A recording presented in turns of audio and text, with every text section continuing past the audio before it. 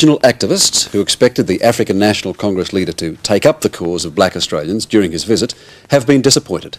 Howard...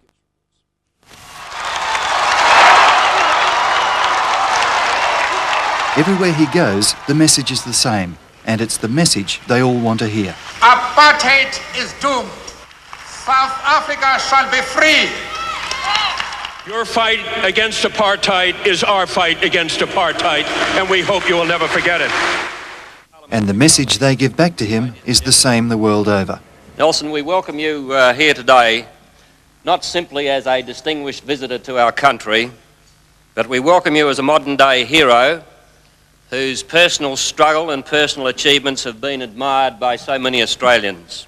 Looking at that, it's hard to believe just 8 months ago, Nelson Mandela was serving his 27th year in prison for belonging to what was allegedly a terrorist organisation. Today, he's a celebrity, feted on every continent by the world's leaders. You now know who I am. I am a Yankee. I consider myself an honorary Irishman from Soweto. By now, Nelson Mandela is probably an honorary citizen of most of those countries he's visited. Who knows, maybe Bob Hawke will even make him an honorary Australian. But the one thing he'll never be is an honorary Aborigine, because the people who struggled for his cause for so many years in this country say he's sold them down the creek for a few $1 million. The reality of what Mandela and the ANC are going to be doing in Australia in the next 3 days is that it amounts to hypocrisy. It's as simple as that.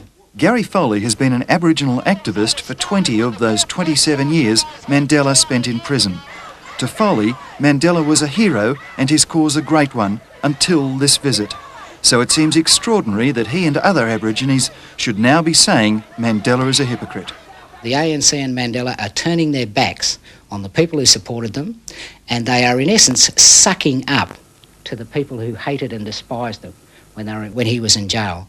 They're dealing with people who used words like terrorists and communists for the ANC when Nelson Mandela was in jail, and they're going to be rubbing shoulders with people who are very much bandwagon jumpers when it comes to the cause of the ANC. Now, that in anybody's terms is political hypocrisy. The crux of the issue is Mandela's refusal to comment on Aboriginal issues. The Aborigines see this as blatant betrayal. Mandela has a different way of explaining it. Well, we do not wish to get involved in the internal affairs of every country. So ordinary Australians understand your struggle and they sympathise with it. They recognise the fundamental evil of the system of apartheid and the moral bankruptcy of successive South African governments which have upheld it.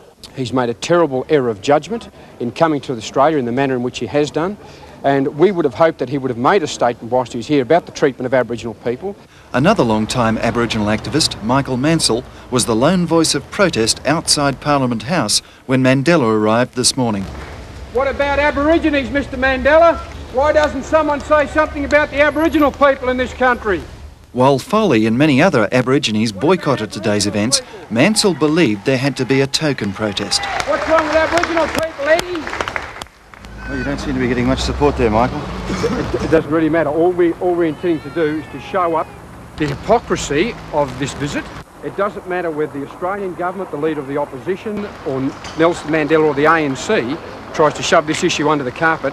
As a matter of principle, they are prostituting themselves in the eyes of all Indigenous people around the world who are in the same struggle as the Indigenous people in South Africa. And here, one of life's stranger encounters, as Mansell tries to explain to a black South African TV crew what he's on about. They were clearly confused. Are you members of the Aborigines? Yes, I'm an Aborigine and I'm a National Secretary of the Aboriginal Provisional Government. Enter Bruce Ruxton. There is another side to the black question, and surely the Australian people should have that side put to them. We know politics makes strange bedfellows, but who would have dreamt that activists like Foley and Mansell would ever be sharing the sheets with the likes of Ruxton? Here we have Mandela, a communist, and he wrote that book, How to Be a Good Communist, We have a man that served 27 years in jail for planning terrorist and atrocities in that country, and he leads an organisation as the African National Congress, one of the worst organisations on earth for atrocities. It would pale the IRA and the PLO. And here we are lauding a man that has not even been voted into office. I feel sorry for Bruce Ruxton.